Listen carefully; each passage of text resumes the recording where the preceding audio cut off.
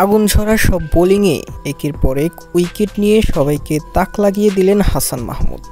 হ্যাঁ দর্শক, ইন্ডিয়ার বিপক্ষে সিরিজের প্রথম টেস্টেই এমন ঝলক দেখালেন হাসান মাহমুদ। এদিন চেন্নাই প্রথম টেস্টে মুখোমুখি হয়েছে বাংলাদেশ ও ভারত। চেন্নাই প্রথমে টসে জিতে বোলিংয়ের সিদ্ধান্ত নেয় বাংলাদেশ। টস জিতে বোলিং করতে নেমেই দুর্দান্ত বোলিং শুরু করেন বাংলাদেশের বোলাররা। তাসকিন আহমেদ, হাসান মাহমুদ এবং নাহিদ রানা সবাই ভালো বল করলেও হাসান মাহমুদ ছিলেন অনন্য।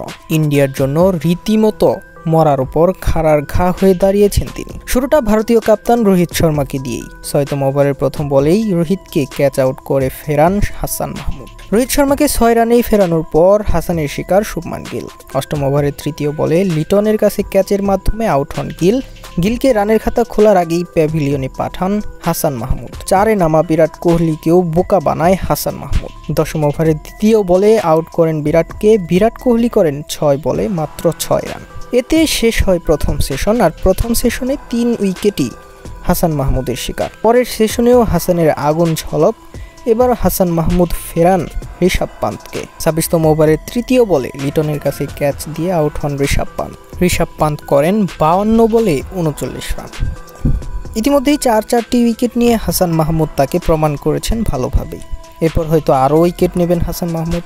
তবে যাই হোক, তার আগুন ছড়া পারফরমেন্সেই এখন মহাবিপদে রয়েছে ভারত।